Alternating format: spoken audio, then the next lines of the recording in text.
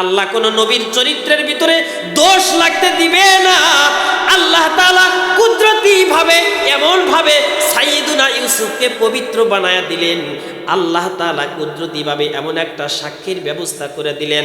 বড় মানুষ সাক্ষী দেয় নাই, কারণ বড় মানুষ যদি সাক্ষী দেয় তাহলে হতে পারে এই মানুষ বলা বলি করবে যে ইউসুফের চেহারার প্রতি আকৃষ্ট হয়ে, অথবা ইউসুফের প্রেমে পড়ে মনে হয় সাক্ষী দিছে তার পক্ষে, অথবা কোনো স্বার্থের কারণে সাক্ষী দিছে, অথবা লোভে বা ভয়ের কারণে, অথবা অন্য কোনো কারণে সাইয়্যিদুনা ইউসুফের পক্ষে সাক্ষী দিছে।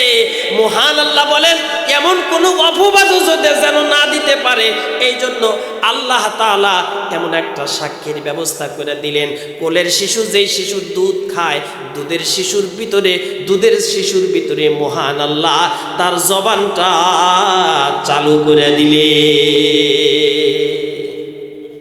যে শিশু কথা বলতে পারে না, যে শিশু মায়ের বুকের দুধ খায়, এমন একটা শিশুর জবান যখন খুলে গেল, ওই শিশুর মাধ্যমে আল্লাহ তাআলা সাক্ষী দিয়া তার পয়গম্বর ইউসুফ আলাইহিস সালাতু ওয়াস সালামকে পবিত্র বানায়া দিলেন।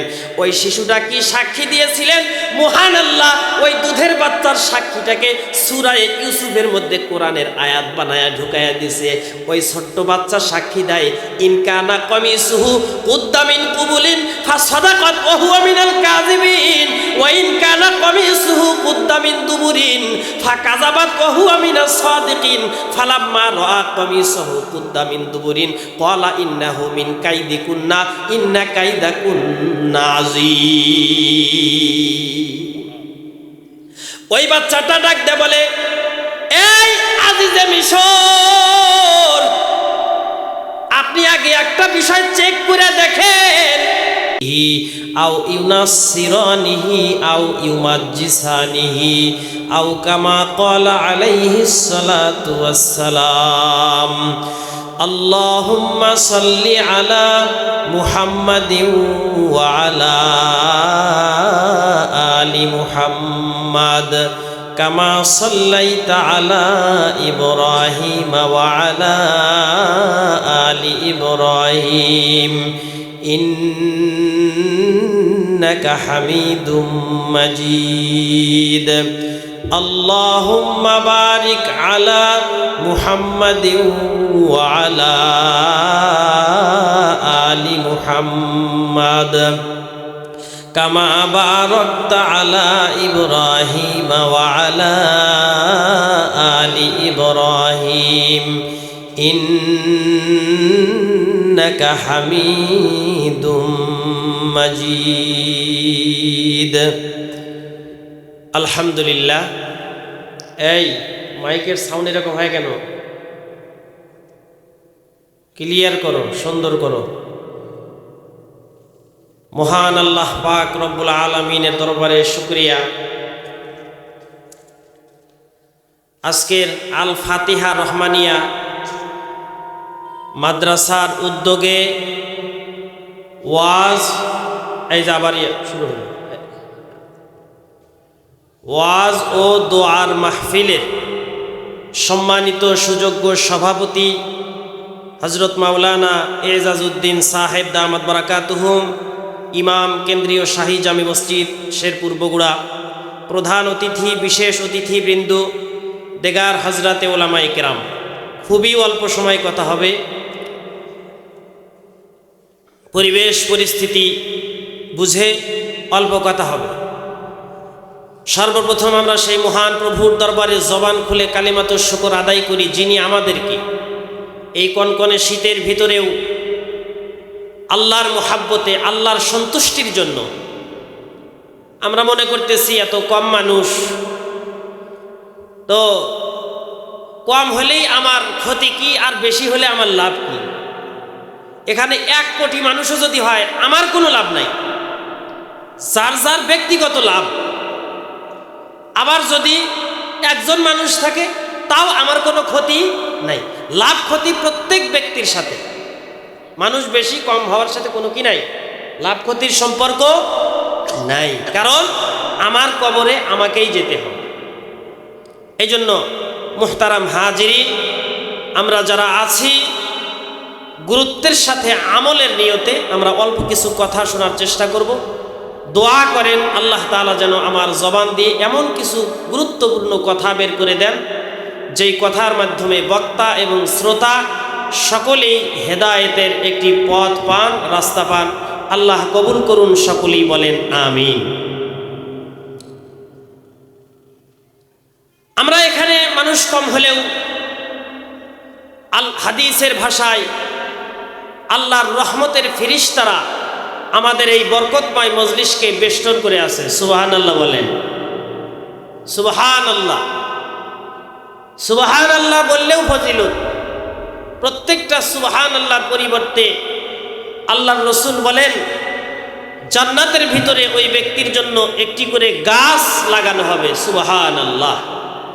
সুবহানাল্লাহ মানে আল্লাহর পবিত্রতার ঘোষণা দেওয়া, আল্লাহ সকল দোষ ত্রুটি থেকে পবিত্র, এই কথার ঘোষণা দেওয়া হয় সুবহানাল্লাহ এই শব্দের মাধ্যমে। সাইয়েদুনা ইউসুফ আলাইহিস সালাতু ওয়াস সালামকে যখন আল্লাহ তাআলা মিশরের খাদ্যমন্ত্রী বানান, বিভিন্ন ঘাত প্রতিঘাত উপেক্ষার পরে পার করার পরে যখন সাইয়েদুনা ইউসুফ আলাইহিস সালাতু ওয়াস সালামকে মহান আল্লাহ মিশরের খাদ্যমন্ত্রী বানান, তো উনি সরকারি ত্রাণ তহবিল থেকে ত্রাণ বিতরণ করতেছেন। তো লাইন ধরে সকলেই নিচ্ছে, একজন লোক এসে উনিও লাইন ধরছে।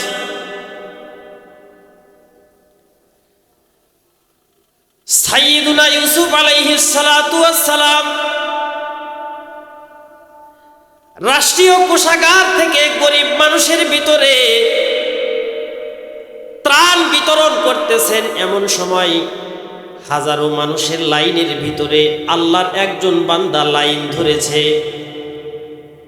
একের পর এক ধারাবাহিকভাবে যখন আল্লাহর পয়গম্বর হযরতে ইউসুফ আলাইহিস সালাতু ওয়াস সালাম মানুষদেরকে ত্রাণ বিতরণ করতেছেন, ওই আল্লাহর বান্দার সিরিয়াল যখন আসছে সালাম দিয়া বলে, ওগো আল্লাহর পয়গম্বর ইউসুফ আলাইহিস সালাতু ওয়াস সালাম, আপনি কি আমারে চিনতে পারতেছেন নাকি? আমি কে বলেন তো? আল্লাহর পয়গম্বর ইউসুফ আলাইহিস সালাতু ওয়াস সালাম ডাকতে বলে, না ওগো আল্লাহর বান্দা, আমি তো তোমারে চিনতে পারলাম না, তুমি তোমার পরিচয়টা বলো, তুমি কে? সাইয়েদুনা ইউসুফ আলাইহিস সালাতু ওয়াস সালামকে তখন ওই লোকটা ডাকতে বলে, ওগো আল্লাহর পয়গম্বর, আপনি যখন জুলাইখার ফাঁদে পড়ে যখন আপনি কি করেছিলেন, অপবাদের একটা পাত্র হয়েছিলেন। হযরত ইউসুফ আলাইহিস সালাতু ওয়াস সালামকে আল্লাহ তাআলা তার ভাইরা যখন ষড়যন্ত্র করে কূপের মধ্যে ফেলে দেয়, মহান আল্লাহ এমন একটা কুদরতি ব্যবস্থাপনায় ব্যবসায়ী দলের মাধ্যমে কূপের থেকে উঠাইয়া মিশরের বাজারে বিক্রি হওয়ার পরে সাইয়েদুনা ইউসুফ আলাইহিস সালাতু ওয়াস সালামকে মিশরের প্রধানমন্ত্রী আজিজে মিশর অর্থাৎ জুলাইখার স্বামী তাকে ক্রয় করে নিয়ে যান। হযরত ইউসুফ আলাইহিস সালাতু ওয়াস সালামকে যখন এই জুলাইখা অপকর্মের দিকে আহ্বান করে, মহান আল্লাহ বলেন, ওয়ারাওয়াদাতহুল্লাতী হুয়া ফী বাইতিহা আন নাফসিহি ওয়া গাল্লাকাতিল আবওয়াবা ওয়া ক্বালাত হাইতালাক। হযরত ইউসুফকে জুলাইখা বলেন, হাইতালাক, ও ইউসুফ রে, তোমার প্রেমে আমি পড়ে গেছি, তুমি আমার সাথে অপকর্মের জন্য রাজি হয়ে যাও। কিন্তু হযরত ইউসুফের অন্তরের ভিতরে মহান আল্লাহর ভয়। হযরত ইউসুফ বলেন, ক্বালা মাআযাল্লাহ ইন্নাহু রাব্বি আহসানা মাসওয়া। সাইয়েদুনা ইউসুফ বলেন, এমন একটা বিপদে পড়ে গেলাম, যেই বিপদ থেকে এই মুহূর্তে বাঁচানোর মতো কেউ নাই, একমাত্র মহান আল্লাহ আমারে বাঁচাইতে পারে। মহান আল্লাহর কাছে নিজেকে সুপর্দ করে দিলেন। আল্লাহ তাআলা কোন পয়গম্বরের চরিত্রের ভিতরে একটা সরিষার দানা সম পরিমাণও কোনো দোষ লাগাইতে দেন না। সমস্ত পয়গম্বরকে মহান আল্লাহ সব ধরনের দোষ ত্রুটি থেকে পবিত্র রেখেছেন। আহলে সুন্নাত ওয়াল জামাতের আকীদা বিশ্বাস হলো এই, নবীরা নবী হওয়ার আগেও কোনো গুনাহ করে নাই, নবীরা নবী হওয়ার পরে তো কোনো গুনাহ করার প্রশ্নই আসে না। সাইয়্যিদুনা ইউসুফ আলাইহিস সালাতু ওয়াস সালাম যখন জুলাইখার কুপ্রস্তাবে সাড়া না দিয়া এমন একটা অন্দর মহলের ভিতরে নিয়ে গেছে, কিতাবের ভিতরে আসছে, তাফসীরের কিতাবের ভিতরে মুফাসসিরিনে কেরাম বলেন একটা দুইটা নয়, সাতটা লোহার শক্ত গেট পার করে বাহির থেকে তালা লাগাইয়া দিয়া সাইয়্যিদুনা ইউসুফকে এমন একটা অন্দর মহলের মধ্যে নিয়ে গেছে। ওই মহলের ভিতরে নিয়ে যাওয়ার পরে যখন তাকে কুপ্রস্তাব দেয় হযরত ইউসুফ আলাইহিস সালাতু ওয়াস সালাম আল্লাহর ভয়ে বাহিরের দিকে দৌড় দেয়। তিনি যদিও জানেন, এই কথা বলে নাই, তিনি যদিও দেখতেছেন দরজাগুলি বন্ধ আছে, কিন্তু মহান আল্লাহ বলছেন ওয়াল্লাযিনা জাহাদু ফিনা লানাহদিয়ান্নাহুম সুবুলানা। এই বান্দারা, তোমাদের কাজ হলো চেষ্টা করা, তোমার সাধ্যের ভিতরে যতটুকু চেষ্টা আছে তুমি চেষ্টা করো, বাকি কাজ সফলতা পর্যন্ত পৌঁছিয়ে দেওয়ার দায়িত্ব হলো আমি আল্লাহ। সাইয়্যিদুনা ইউসুফ দেখতেছেন আমি তো নিজে চেষ্টা করে দরজা পর্যন্ত যেতে পারি, বাকি কাজ কে করবে জোরে বলেন? বাকি কাজ করার দায়িত্ব হলো আল্লাহর, আর আমি ইউসুফের দায়িত্ব হলো দরজা পর্যন্ত যাওয়া। আল্লাহর ভয় যাদের অন্তরের ভিতরে আছে তারা সব সময় গুনাহ থেকে বাঁচার চেষ্টা করেন। হযরত ইউসুফ আলাইহিস সালাতু ওয়াস সালাম মহান আল্লাহর উপরে ভরসা করে যখন দরজা পর্যন্ত দৌড় দিছে, তাফসীরের কিতাবের ভিতরে আসছে সাইয়্যিদুনা ইউসুফ আলাইহিস সালাতু ওয়াস সালাম দরজার কাছে যাওয়ার সাথে সাথে কুদরতিভাবে সবগুলি দরজা খুলে গেছে। আল্লাহু আকবার। মুসলমান ভাইরা আমার, একটা কথা আছে, যেখানে বাঘের ভয় ওখানে রাত পোহাই। পিছন থেকে জুলাইখা হযরত ইউসুফকে ধরার জন্য ধাওয়া করছে। ৭ম নাম্বার গেট যখন খুলে গেছে, ৭ম নাম্বার গেটের ওখানেই দেখেন দাঁড়ায় আছে জুলাইখার স্বামী মিশরের প্রধানমন্ত্রী আজিজে মিশর, ওই দরজার সামনেই দাঁড়ায় আছে। পিছনে জুলাইখা, সামনে জুলাইখার স্বামী আল্লাহর পয়গম্বর ইউসুফ আলাইহিস সালাতু ওয়াস সালাম এমন একটা বিপদের মধ্যে পড়ে গেলেন, কিংকর্তব্য বিমূঢ় হয়ে গেলেন, আশ্চর্য হয়ে গেলেন। কি করবেন কিছু ভেবে পাচ্ছেন না, সামনেও যেতে পারেন না, পিছনেও যেতে পারেন না। সাইয়্যিদুনা ইউসুফ আলাইহিস সালাতু ওয়াস সালাম যখন এমন একটা পরিস্থিতির মধ্যে পড়ে গেলেন, মেয়েদের ষড়যন্ত্র এত কঠিন।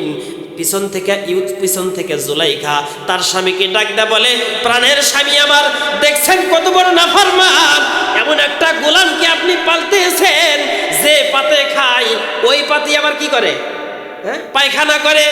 এই গোলামকে ছোট থেকে লালন পালন করে আমরা বড় করলাম, আজকে আমি একজন রানীকে, সে তার কত বড় সাহস আমাকে কুপ্রস্তাব দেয়। ঘটনা কি তাই? ঘটনা হলো উল্টা। কিন্তু ক্ষমতা যদি হাতের মধ্যে থাকে, রাতকে দিন বানানো যায়, দিনকে রাত বানানো যায়, সত্যকে মিথ্যা বানানো যায়, মিথ্যাকে সত্য বানানো যায়। দুনিয়ার ক্ষমতার মাধ্যমে মানুষ সামান্য ক্ষমতার কারণে এতগুলি কাজ করে। দুনিয়ার ক্ষমতার মাধ্যমে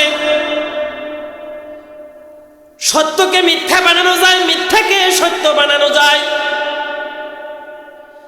আজিজে মিশর প্রধানমন্ত্রীর স্ত্রী জুলাইখা ডাক দে বলে, স্বামী আমার, এই যে এই বালকটা আমাকে কুপ্রস্তাব দিছে, দেওয়ার পরে জোরাজুরি করিয়া এখন তারে আমি তাড়াইয়া দিতেছি। হযরত ইউসুফ বের হয়ে আসতেছে নিজের থেকে, আর জুলাইখা বলে আমি তারে তাড়াইয়া দিতেছি। এখন আজিজে মিশর তো আর গায়েব জানে না, আবার ইউসুফ আলাইহিস সালামের পক্ষে তো কোনো সাক্ষীও নাই, উনি কেমনে বলবে? হযরত ইউসুফ আলাইহিস সালাম হলো আল্লাহর পয়গম্বর। আল্লাহ কোন নবীর চরিত্রের ভিতরে দোষ লাগতে দিবে না। আল্লাহ তাআলা কুদরতি ভাবে এমন ভাবে সাইয়্যিদুনা ইউসুফকে পবিত্র বানায়া দিলেন।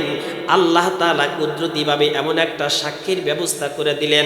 বড় মানুষ সাক্ষী দেয় নাই, কারণ বড় মানুষ যদি সাক্ষী দেয় তাহলে হতে পারে এ মানুষ বলা বলি করবে যে ইউসুফের চেহারার প্রতি আকৃষ্ট হয়ে, অথবা ইউসুফের প্রেমে পড়ে মনে হয় সাক্ষী দিছে তার পক্ষে, অথবা কোনো স্বার্থের কারণে সাক্ষী দিছে, অথবা লোভে বা ভয়ের কারণে, অথবা অন্য কোনো কারণে সাইয়্যিদুনা ইউসুফের পক্ষে সাক্ষী দিছে। মহান আল্লাহ বলেন এমন কোনো অপবাদ যেন না দিতে পারে, এই জন্য আল্লাহ তাআলা এমন একটা সাক্ষীর ব্যবস্থা করে দিলেন। কোলের শিশু যেই শিশুর দুধ খায়, দুধের শিশুর ভিতরে মহান আল্লাহ তার জবানটা চালু করে দিলে। যে শিশু কথা বলতে পারে না, যে শিশু মায়ের বুকের দুধ খায়, এমন একটা শিশুর জবান যখন খুলে গেল, ওই শিশুর মাধ্যমে আল্লাহ তাআলা সাক্ষী দিয়া তার পয়গম্বর ইউসুফ আলাইহিস সালামকে পবিত্র বানায়া দিলেন। ওই শিশুটা কি সাক্ষী দিয়েছিলেন? মহান আল্লাহ ওই দুধের বাচ্চার সাক্ষীটাকে সূরা ইউসুফের মধ্যে কোরআনের আয়াত বানায়া ঢুকায়া দিছে। ওই ছোট্ট বাচ্চা সাক্ষী দেয়, ইনকানা কমিসুহু কুদ্দা মিন কুবুলিন ফাসাদাকাত ওয়া হুয়া মিনাল কাযিবিন ওয়া ইনকানা কমিসুহু কুদ্দা মিন দুবুরিন ফাকাযাবাত ওয়া হুয়া মিনাস সাদিকিন ফালাম্মা রাআ কমিসুহু কুদ্দা মিন দুবুরিন ইন্নাহু মিন কাইদিকুন্না ইন্না কাইদাকুন্না আযীম। ওই বাচ্চাটা ডাক দে বলে, এই আজিজে মিশর, আপনি আগে একটা বিষয় চেক করে দেখেন, আপনি সাইয়্যিদুনা ইউসুফের গায়ের জামাটা একটু চেক করেন, চেক করে দেখেন সাইয়্যিদুনা ইউসুফের শরীরের মধ্যে যে জামাটা আছে ওই জামার পিছনে ছেঁড়া নাকি সামনের দিকে ছেঁড়া আছে। জামার পিছনের দিকে যদি ছেঁড়া থাকে তাহলে জুলাইখা দোষী সাব্যস্ত হবে আর সাইয়্যিদুনা ইউসুফ নির্দোষ প্রমাণিত হবে। আর যদি কারণ হলো কি, কারণ হলো জামার পিছন দিকে যদি ছেঁড়া থাকে তাহলে ধরে নেওয়া হবে ইউসুফ পিছন থেকে, জুলাইখা পিছন থেকে জামা টেনে ধরে জামাটা ছিঁড়ে দিছে। আর যদি জামার সামনের অংশ ছিঁড়া থাকে তাহলে বুঝতে হবে ইউসুফ নিজের থেকে দোষী, ইউসুফ দোষ করছে আর জুলাইখা হলো নির্দোষ প্রমাণিত হবে। মহান আল্লাহ বলেন, ফালাম্মা রাআ কমিসহু কুদ্দা মিন দুবুর, আল্লাহু আকবার বলেন। মহান আল্লাহ বলেন জামাটা যখন চেক করা হলো দেখা গেল জামার পিছনে ছেঁড়া, জামার সামনে ছেঁড়া নাই, ওই জামার পিছনে ছেঁড়া আছে। সুবহানাল্লাহ, জামার পিছনে ছেঁড়া, তার মানে জুলাইখা দোষী সাব্যস্ত হয়ে গেল। জুলাইখা যখন দোষী সাব্যস্ত হয়ে গেল, আল্লাহর পয়গম্বর ইউসুফ আলাইহিস সালাম নির্দোষ প্রমাণিত হলো। কিন্তু তারপরেও ওই যে বলছিলাম, ক্ষমতা যদি হাতে থাকে নির্দোষকে দোষী বানানো যায় আর দোষী ব্যক্তিকে নির্দোষ প্রমাণিত করা যায়। আল্লাহর পয়গম্বর নির্দোষ প্রমাণিত হওয়ার পরেও আজিজে মিশর জুলাইখার ইজ্জত বাঁচানোর জন্যে এরপরেও ঘুরিয়ে পেঁচিয়ে তাকে 7 বছরের জেল দিয়ে দেয়। আল্লাহর পয়গম্বর ইউসুফ আলাইহিস সালাম 7 বছর মিশরে জেল খেটেছেন। মুসলমান ভাইরা আমার, এই জন্য অনেক সময় দেখা যায় আলেম ওলামাদেরকে, আল্লাহর অনেক ওলিদেরকে জেলখানার মধ্যে ঢুকানো হয়। তখন মানুষেরা মনে করে হুজুর মনে হয় ওয়াকাম কুকাম করছে, নাহলে এমনি জেলের মধ্যে যায় কা। আরে নবীরা জেল খাটছে, ওলিরা জেল খাটছে, নবীদের উপরে সব চাইতে বেশি বিপদ আসছে। পয়গম্বর হাদিসের মধ্যে বলেন, আসাদুন নাসি বালান আল আম্বিয়া সুম্মাল আমসালু ফাল আমসাল। পয়গম্বর বলেন, যে যত বড় ঈমানদার হয় তার উপরে তত বেশি মুসিবত আসে। এই জন্য জেলে গেছে মানে হুজুর খারাপ হয়ে যায় নাই। রাষ্ট্রীয় শক্তি এমন একটা শক্তি, নির্দোষকে দোষী বানায় জেলের মধ্যে ঢুকাইতে পারে, আবার দোষী ব্যক্তিকে নির্দোষ প্রমাণিত করে মিথ্যা সাক্ষীর মাধ্যমে সাক্ষী দিয়া ওরে নির্দোষ প্রমাণিত করতে পারে। এই জন্য ইউসুফ আলাইহিস সালাতু ওয়াস সালাম উনি মিশরের জেলখানায় থাকলেন 7 বছর। 7 বছর জেল খাটার পরে একটা স্বপ্নের ব্যাখ্যা দিয়ে উনি জেলখানার থেকে বের হয়ে আসলেন। জেলখানার থেকে বের হয়ে আসার পরে মুসলমান ভাইরা রে আমার, আল্লাহ তাআলা সাইয়্যিদুনা ইউসুফকে মিশরের খাদ্যমন্ত্রী বানাইলেন। যেই কথা বলতেছিলাম, খাদ্যমন্ত্রী উনি সরকারি ত্রাণ তহবিল থেকে গরিব মানুষের মধ্যে ত্রাণ বিতরণ করতেছেন, খাদ্য বিতরণ করতেছেন। ওই লাইনের মধ্যে আল্লাহর একজন বান্দা এসে হাজির, ডাক দিয়ে বলে, পয়গম্বর, ওগো আল্লাহর নবী, আপনি কি আমারে চিনতে পারছেন? আমি কে? কয়, তোমাকে তো চিনতে পারলাম না, পরিচয়টা দাও।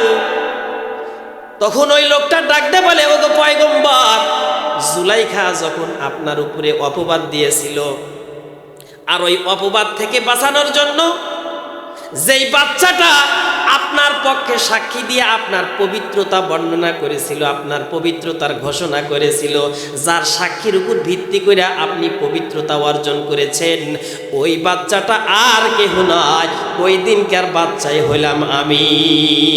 আল্লাহু আকবার বলেন। সাইয়্যিদুনা ইউসুফ আলাইহিস সালাতু ওয়াস সালাম আশ্চর্য হয়ে গেছে, কারণ যার প্রতি যে ইহসান করে তার প্রতি সে দুর্বল থাকে। কথা বলেন ঠিক কিনা? সে এমন একটা ইহসান করেছে, আমার চরিত্রের উপরে এমন একটা দাগ পড়তেছিল যে সাক্ষী দিয়ে আমারে বাঁচাইছে, আমারে পবিত্র বানায় দিছে। স্বাভাবিকভাবে সাইয়্যিদুনা ইউসুফ আলাইহিস সালাতু ওয়াস সালাম তার উপরে একটা দুর্বল হয়ে গেলেন। ম্যানেজারদেরকে, খাদ্য অধিদপ্তরের ম্যানেজারকে ডাকতে বলে, ওই ম্যানেজাররা শোনো, সব মানুষদেরকে তুমি এক টিকিটে একবার খাদ্য দাও, নতুন করে আবার টিকিট নেওয়া লাগে, তারপরে তুমি আবার খাদ্য দাও। এইটা হলো রাষ্ট্রের একটা আইন। তবে আমি খাদ্যমন্ত্রী, আজকে আমি আমার ক্ষমতা বলে ঘোষণা দিয়ে দিলাম, প্রত্যেকটা মানুষ একটা কার্ডের মাধ্যমে একবার মাল পাবে, একবার খাদ্য পাবে। আর এই ব্যক্তি এক টিকিট নিয়ে যতবার আসবে, আমি খাদ্যমন্ত্রী থাকা অবস্থায় ততবার এক টিকিটে খাদ্য পাবে। দারুল উলুম দেওবন্দের মুহতামিম হাকিমুল ইসলাম কারি তৈয়ব সাহেব রহমতুল্লাহ আলাইহি ওনার একটা কিতাবের মধ্যে এই ঘটনা লিখেছেন। উনি বলেন, হযরত ইউসুফ আলাইহিস সালাতু ওয়াস সালামের পবিত্রতা ঘোষণা করার কারণে যদি আল্লাহর পয়গম্বর খুশি হয়া একজন মানুষকে এক টিকিটে 1000 বার খাদ্য দিতে পারে, তাহলে মহান আল্লাহর পবিত্রতা যদি কোনো বান্দা ঘোষণা করে, হযরত ইউসুফের চাইতে কোটি কোটি গুণ বেশি দয়াশীল হলো মহান আল্লাহ। কথা বলেন ঠিক কিনা? আর মহান আল্লাহ তার বান্দাদেরকে এত সুন্দর করে, দয়া করে, মায়া করে, ভালোবেসে বানাইছেন। ওই ভালোবাসার বান্দাগুলো যদি মহান আল্লাহর পবিত্রতার ঘোষণা দেয়, সাইয়্যিদুনা ইউসুফের পবিত্রতা ঘোষণা দেওয়ার কারণে যদি এক টিকিটে 1000 বার সম্পদ পায়, খাদ্য পায়, তাহলে মহান আল্লাহর পবিত্রতা ঘোষণা করার কারণে আল্লাহ তাআলা একটা বান্দাকে কম পক্ষে 10টা জান্নাতের মালিক বানায়া দিবে। এই জন্য মুসলমান ভাইরা আমার, বসে থেকে যদি সুবহানাল্লাহ সুবহানাল্লাহ যদি বলি, আমাদের ক্ষতি নাই। জান্নাতে একটা করে গাছ হবে, আর মহান আল্লাহ আমাদের উপরে সন্তুষ্ট হয়ে যাবে। আর আল্লাহ যদি সন্তুষ্ট হয়ে যায়, পুরা দুনিয়া যদি অসন্তুষ্ট থাকে, তাহলে আমার আপনার কোনো ক্ষতি না। এই জন্য মুসলমান ভাইরা আমার, আমি আপনাদের সামনে সূরা ফুরকানের একটা আয়াতে কারিমা তিলাওয়াত করেছি। এই আয়াতের কিছু আয়াত আগের থেকে মহান আল্লাহ তার স্পেশাল কিছু বান্দাদের গুনাগুণ বর্ণনা করেছেন, যে এই গুণগুলা যেই বান্দাদের ভিতরে থাকবে, এই বান্দাগুলা আমার কাছে হাসরের ময়দানে স্পেশাল বান্দা হিসাবে সাব্যস্ত হবে। ওই বান্দাদের হেডলাইন থাকবে ইবাদুর রহমান। জোরে বলেন কি? ইবাদুর রহমান মানে হলো সরকার দলীয় লোক। ইবাদুর রহমান মানে সরকার দলীয় লোক। সরকার দলীয় লোকের একটা আলাদা পাওয়ার থাকে, ওরা ক্ষমতায় থাকলে যা ইচ্ছা তাই করতে পারে। আমার অমুক নেতার সাথে সম্পর্ক আছে, আবার যদি বড় নেতার সাথে ছবি উঠায় যদি ফেসবুকে ছাড়তে পারে তাহলে তো কথাই নাই। ওই ছবি কত জায়গায় দেখায় যে কত মানুষের থেকে চাঁদা নেয়। কথা বলেন ঠিক কিনা? ওই হাসরের ময়দানে মহান আল্লাহর কাছে এমন একটা তালিকা থাকবে, যেই তালিকার ভিতরে হেডলাইন থাকবে ইবাদুর রহমান। মহান আল্লাহর স্পেশাল কিছু বান্দাদের নাম ওই হেডলাইনের নিচ দিয়ে লেখা থাকবে। এখানে কিছু গুণের কথা মহান আল্লাহ উল্লেখ করেছেন। এই গুণগুলা যেই বান্দাদের মধ্যে থাকবে তারাই হবে ইবাদুর রহমান। এর মধ্যে একটা গুণ হলো এই,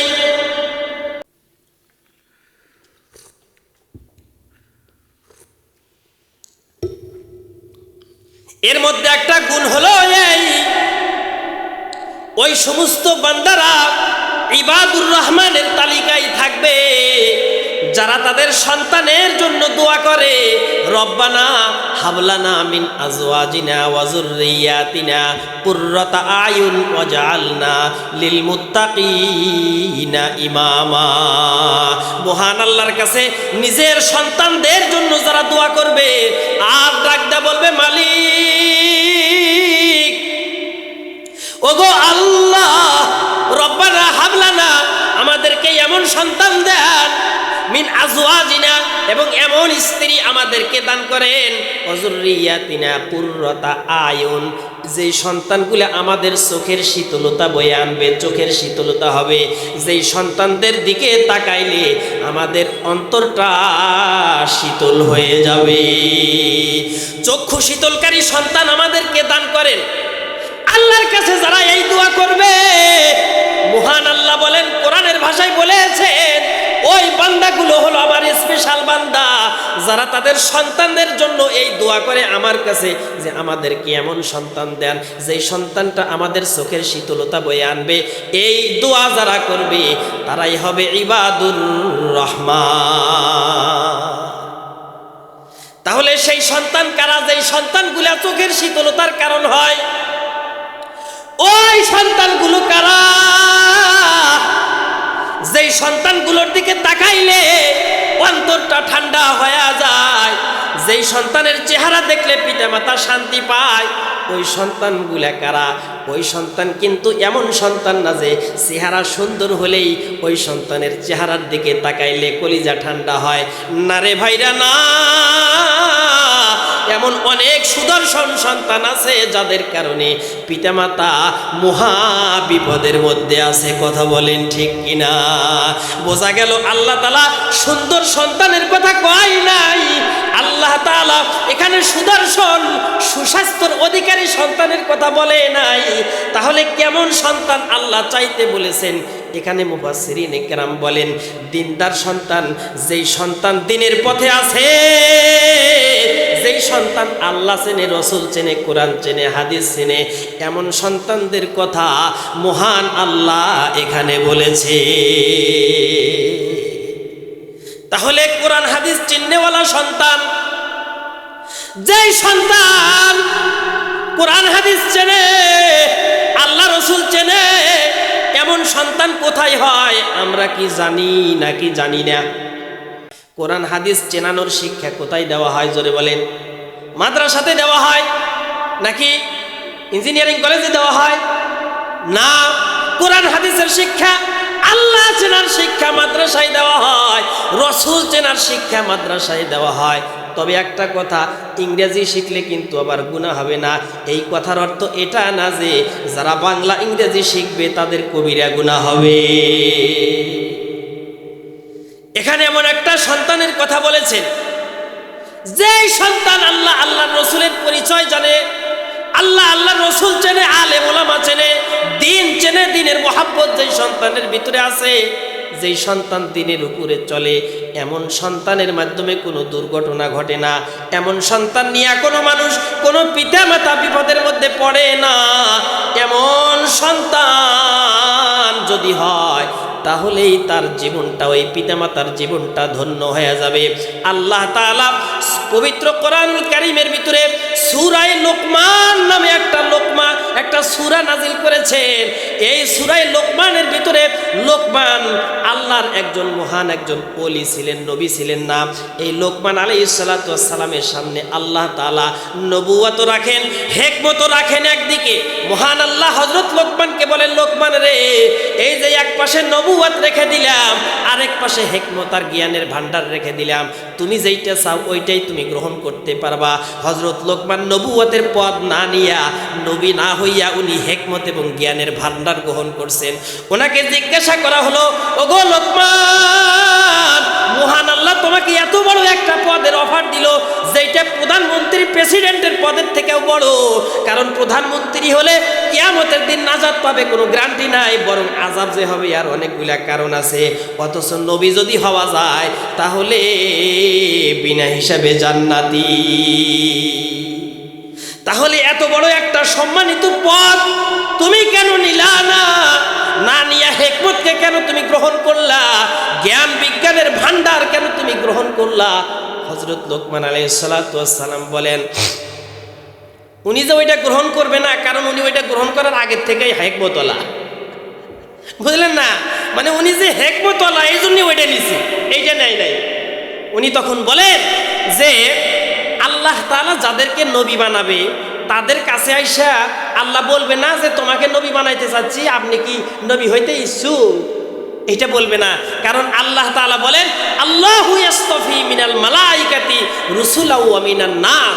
আল্লাহ যাকে ইচ্ছা নবী বানান, যাকে ইচ্ছা রাসূল বানান, কারোর সাথে পরামর্শ করে আল্লাহ নবী রাসূল বানায়। আর আল্লাহ, আমি যখন দেখলাম যে আল্লাহ তাআলা আমাকে এখতিয়ার দিছে, পরামর্শ করতেছে যে আপনি নবী হইতে চান নাকি হাকিম হইতে চান, জ্ঞানী হতে চান, আমি তখন বুঝে নিছি যে আমার দ্বারা নবুয়তের দায়িত্ব পালন করা সম্ভব না। যদি আমার দ্বারা পালন করা সম্ভবই হতো, আমি যদি এইটার উপযুক্ত হইতাম, আল্লাহ ডাইরেক্ট আমার সাথে পরামর্শ করা ছাড়াই আমার নবী বানায় দিত। এই কারণে আমি নবুয়তের ওই গুরুত্বপূর্ণ পদ গ্রহণ না করে আমি হিকমতটাকেই। সুবহানাল্লাহ। হযরত লোকমান আলাইহিস সালাতু ওয়াস সালাম উনি ছিলেন একজন আদর্শ পিতা। উনি শুধু হাকিম ছিলেন না, আবার এই যে যারা সালসা বিক্রি করে এই হাকিম না কিন্তু, বুঝলেন না, জ্ঞান বিজ্ঞানের ভান্ডার ছিলেন, সাথে সাথে একজন আদর্শ পিতাও ছিলেন। উনি ওনার সন্তানকে, সাইয়্যিদুনা লোকমান আলাইহিস সালাতু ওয়াস সালাম ওনার সন্তানকে ওসিয়ত করেছেন, কিছু ওসিয়ত করেছেন, নসিহত করেছেন। যে হযরত লোকমানের এই নসিহতগুলা মহান আল্লাহর কাছে এত ভালো লাগছে যে কোরআনের আয়াত বানাইয়া আল্লাহ তাআলা মহাগ্রন্থ কোরআনের ভিতরে এই সূরাগুলা ঢুকায়া দিছে, আর বিশ্বের মানুষকে জানায়া দিছে, ঘোষণা করে দিছে, এই দুনিয়ার মানুষ, তোমরা যদি আদর্শ পিতা হতে চাও তাহলে এই যে আমার লোকমানের দিকে তাকাও, সন্তানদেরকে কেমন করে লালন পালন করতে হয় এই যে লোকমানের থেকে তোমরা শেখো। হযরত লোকমান আলাইহিস সালাতু ওয়াস সালাম তার সন্তানদেরকে যেমন ভাবে গড়ে তুলেছেন, ওই আদর্শ মেনে যদি কোনো পিতামাতা তাদের সন্তানকে গড়ে তোলে, ওই সন্তানগুলাই হবে স্বর্ণের সন্তান। আর ওই সন্তানকে যেই মা পেটে ধারণ করবে ওই মাই হবে রত্ন গর্ভা মা। অথচ আজকে দেশের ভিতরে যেই সন্তান, যেই মায়ের পেটের থেকে সন্তান হওয়ার পরে ইঞ্জিনিয়ার হয়, ডাক্তার হয়, অমুক হয়, তমুক হয়, জজ হয়, ব্যারিস্টার হয়, ওদের ওই সমস্ত ডাক্তার ইঞ্জিনিয়ারের মাকে বলা হয় রত্ন গর্ভা মা। কত বলেন ঠিক কিনা মুসলমান ভাইরা আমার? অথচ যেই মায়ের পেট থেকে সন্তানেরা হওয়ার পরে আল্লাহ চিনল, রসুল চিনল, ওলামায়ে কেরাম হয়ে গেল, আলেম হইল, হাফেজ হইল, এ মুসলমান ভাই মুফতি হইল, মুহাদ্দিস হইল, দ্বীনের দায়ী হইল, এমন সন্তানের মাওদেরকে জীবনেও কোনোদিন রত্নগর্ভা মাও বলে না। মুসলমান ভাইরা আমার, এমনভাবে সন্তানদেরকে গঠন করতে হবে, সন্তানরা যেন আল্লাহ চেনে, রসুল চেনে। এই সন্তানের কারণে যেন আমাকে হাসরের ময়দানে বিপদের মধ্যে পড়তে না হয়। এই সন্তান যেন হাসরের ময়দানে মহান আল্লাহর সামনে আমার বিরুদ্ধে বাদী হয়ে মামলা দায়ের না করতে পারে। এই জন্য সন্তানদেরকে এমন শিক্ষা দেওয়া যাবে না যে শিক্ষা দিলে সন্তান আরেকজনের মেয়েকে নিয়ে পালায়, যে শিক্ষা সন্তানকে দিলে ওই সন্তান সব সময় ফেসবুক আর ইউটিউব নিয়ে ব্যস্ত থাকে, যে শিক্ষা সন্তানকে দিলে সন্তান সাদাবাজ হয়ে যায়, যে শিক্ষা সন্তানকে দিলে সন্তান সন্ত্রাস হয়ে যায়, যে শিক্ষা সন্তানকে দিলে সন্তান আল্লাহর নাফরমান হয়ে যায়, নাস্তিক মুরতাদ হয়ে যায়, আল্লাহর দিন থেকে দূরে সরে যায়, পথভ্রষ্ট হয়ে যায়, এমন সন্তান বানানো যাবে না রে। কেমন সন্তান বানাইতে হবে? শুধু সন্তান নিজের চেষ্টায় হয় না। মহান আল্লাহ বলেন সন্তানদেরকে দ্বীনের লাইনে উঠাইয়া দিয়া আমার কাছে দোয়া করে বলো, রব্বানা হাবলানা মিন আজওয়াজিনা ওয়া যুররিয়াতিনা কুররাতা আয়ুনিন ওয়াজআলনা লিল মুত্তাকিনা ইমামা।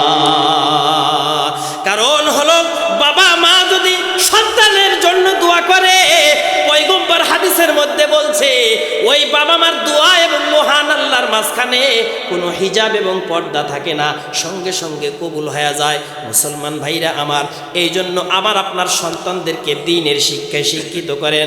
আমার আপনার সন্তানদেরকে আল্লাহ চেনান, রসুল চেনান।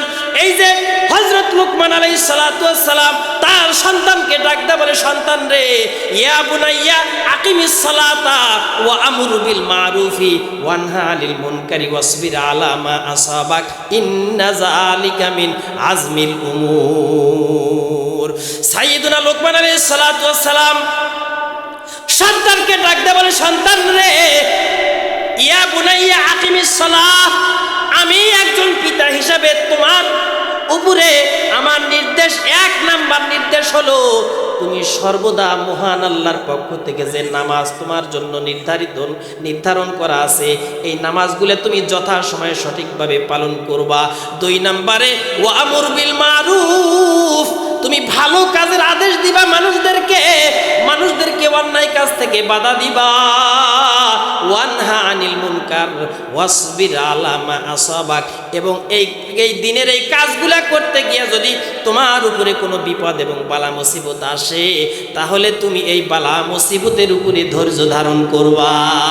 এই কথার দ্বারা বোঝা যায় যারা দিনের কাজ করতে যাবে তাদের উপরে মুসিবত আসবে। কথা বলেন ঠিক কিনা? সাইয়্যিদুনা লুকমান আলাইহিস সালাতু ওয়াস সালাম তার সন্তানকে দ্বীনের কাজের ওসিয়ত করার পরে বলতেছেন, ওয়াসবির আলা মা আসাবাক, সন্তান রে, এই যে দ্বীনের কিছু কাজ করতে বললাম, এই কাজ করার পরে যদি তোমার উপরে কোনো মুসিবত এসে যায়, তাহলে তুমি এই মুসিবতের উপরে ধৈর্য ধারণ করবা। হযরত লুকমান আলাইহিস সালাতু ওয়াস সালাম সন্তানকে ওসিয়ত করছে। সন্তান একদিন তার পিতাকে ডাকতে বলে, ওগো পিতা, আপনি না বললেন যে মুসিবতে পড়লে ধৈর্য ধারণ করলে আল্লাহ তাআলা এর প্রতিদান দিবে, এইটা কেমনে, এইটা তো আমার বুঝে আসে না, একটু আমি বাস্তবে দেখতে চাই। হযরত লুকমান আলাইহিস সালাতু ওয়াস সালাম উনি কি করলেন, ওই সময় তো একই সময়ে পৃথিবীর বিভিন্ন জায়গায় একই সময়ে অনেক গুণের নবী থাকতে, এই অঞ্চলের একজন নবী, বাংলাদেশের একজন নবী, ভারতের একজন নবী, আমেরিকার একজন নবী, সৌদি আরবের একজন নবী, এই ধরনের একই সময়ে অনেকগুলো নবী দুনিয়াতে থাকতেন। সর্বশেষ মুহাম্মাদুর রাসূলুল্লাহ সাল্লাল্লাহু আলাইহি ওয়াসাল্লাম উনি হলেন বিশ্ব নবী, উনি হলেন সারা পৃথিবীর নবী, সকল নবীদের নবী। তো হযরত লুকমান যখন আল্লাহর ওলি ছিলেন, ওই সময় পার্শ্ববর্তী এলাকার যে পয়গম্বর ছিলেন, ওনার বাসা ছিল পার্শ্ববর্তী দেশে। হযরত লোকমান সন্তানের আবদার পূরণ করার জন্য উনি তখন নবীর মাধ্যমে ওসিয়ত করার জন্য, নবীর মাধ্যমে সন্তানকে উপদেশ দেওয়ার জন্য নবীর কাছে নিয়ে গেলেন। এখনো দেখবেন অনেক মানুষ নিজের বাবার কথা সন্তান শোনে না, তখন ওই সন্তানকে সাথে নিয়ে কোনো বড় হুজুরের কাছে গিয়ে বলে, হুজুর আমার সন্তানকে একটু ওয়াজ করেন, আমার সন্তানকে একটু ভালো কিছু উপদেশ দেন, যাতে করে আমার সন্তান ভালো মানুষ হয়। এমন করে না? আশা বলে, হুজুর আমার সন্তানের জন্য একটু দোয়া করেন, এই ছেলেটা কথা শোনে না, একটু হুজুর বলে দেন। তো হযরত লোকমান আলাইহিস সালাম ওই সময়ের যে নবী ছিলেন, ওই নবীর কাছে নিয়ে যাচ্ছে যে আমি তো তাকে নসিহত করলাম, আমি বাপ হিসাবে আমার যতটুকু দায়িত্ব ছিল আমি পালন করলাম, তাহলে জামানার নবীরে দিয়ে একটু নসিহত করাই। বুঝলেন না? সাথে সাথে তিনি নবীদের সাথে মানে পরিচয় করায় দিতেছে। আমরা তো সন্তানদেরকে নেতার সাথে পরিচয় করে দিই, এই যে এটা হলো ওয়ার্ডের সভাপতি, সালাম দেব তোমার কাকু, পরে লাগবো, কামে লাগবো। বুঝলেন না? ইনি হলেন এই পুরা উপজেলার সাধারণ সম্পাদক, জুতাটা মুছাই দাও, কামে লাগবো একদিন। নেতার সাথে পরিচয় করায় দিই, নায়িকার সাথে পরিচয় করায় দিই সন্তানদেরকে, গায়িকার সাথে পরিচয় করায় দিই, খেলোয়াড়দের সাথে পরিচয় করায় দিই সন্তানদেরকে।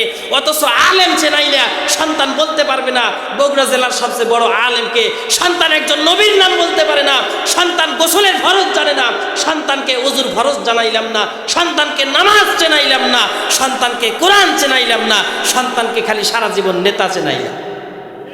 তো এমন সন্তান পিতামাতার সাথে নাফরমানি করবে না তো কি করবে? সন্তানকে যেমন বানাইছি ওই রকমই তো ব্যবহার করবে। কথা বলেন ঠিক কিনা? এই জন্য সন্তানকে যেভাবে গড়ে তুলবেন, যেই পরিবেশে গড়ে তুলবেন ওই রকমই সে হবে।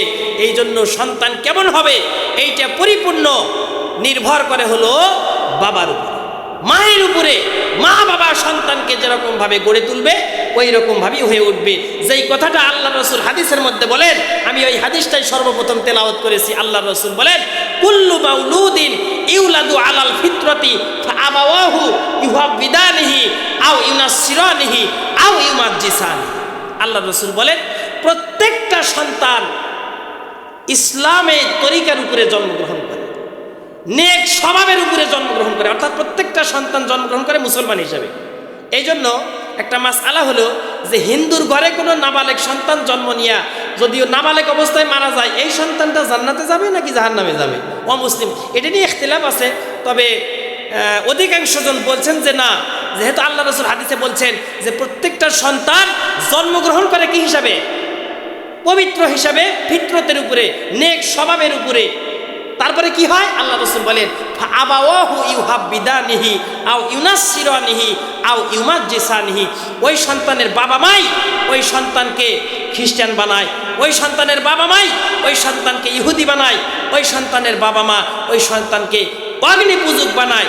উদাহরণস্বরূপ বলছে, যা বানায় তাই হয়। দোষ হলো কার? বাবা মা। অর্থাৎ সন্তান যে বড় হয়ে যা হবে এটার দায়ভার সম্পূর্ণ হলো পিতামাতা। এই জন্য সন্তানদেরকে আমরা যেমন ভাবে গড়ে তুলব, সন্তান ঠিক ওই রকমই আমার সাথে কি করবে? আচরণ। এই জন্য মুসলমান ভাইরা আমার, শেষ করে দেব। এই জন্য মুসলমান ভাইরা আমার,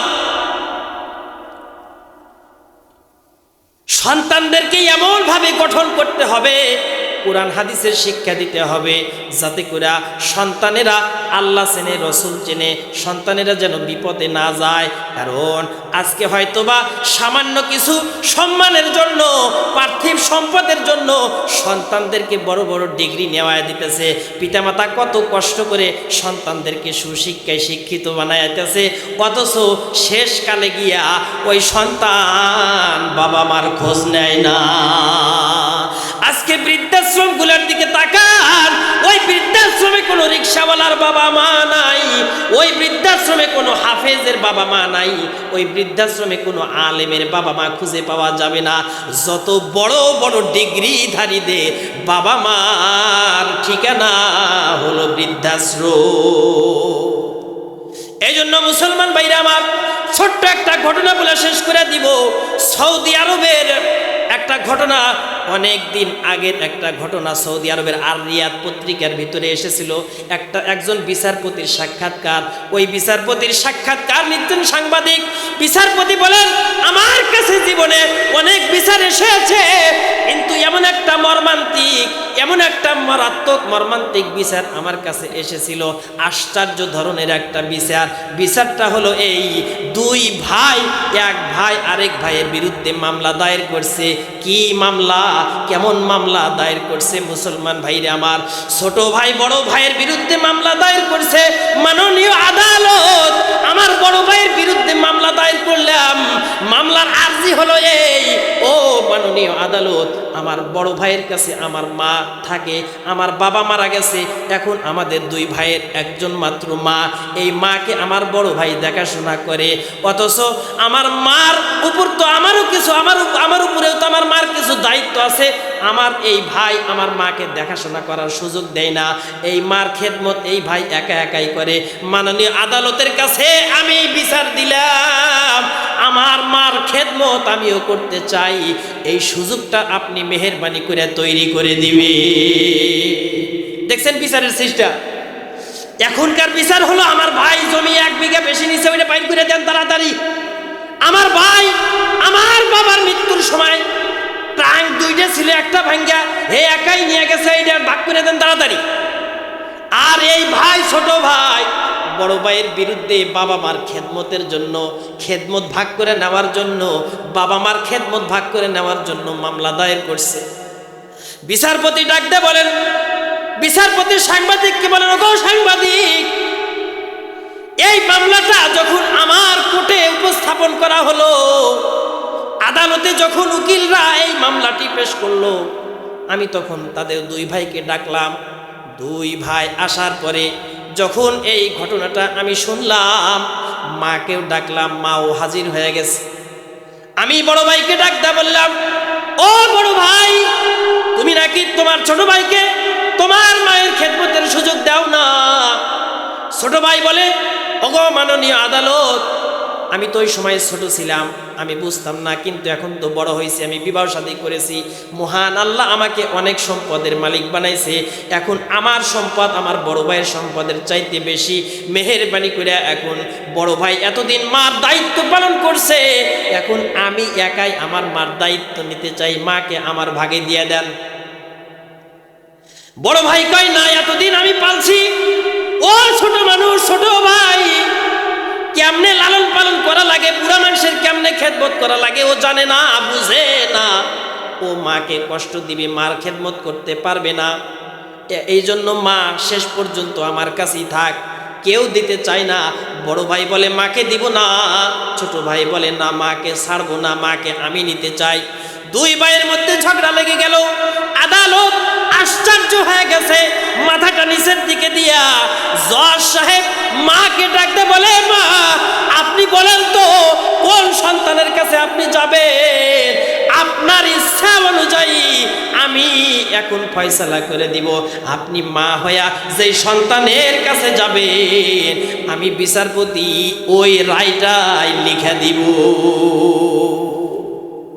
মুসলমান ভাইরা আমার, কিন্তু মা তো মা, একবার বড় সন্তানের দিকে তাকায়। বড় সন্তান ডাকতে বলে, মা, এতদিন আমার কাছে ছিলা, তোমার কাছে মাপ চাই, তুমি আমারে ছেড়ে যাইও না। আবার ছোট সন্তানের দিকে তাকায়। ছোট সন্তান ডাকতে বলে, মা, আমি ছোট ছিলাম, এখন বড় হয়েছি, মা, তুমি আমার কাছে আসো, তুমি আমারে একটু খেদমতের সুযোগ দাও মা। কারণ পয়গম্বর বলেন, আল জান্নাতু তাহতা আকদামিল উম্মাহাত, মায়ের পায়ের নিচে হলো সন্তানের জান্নাত।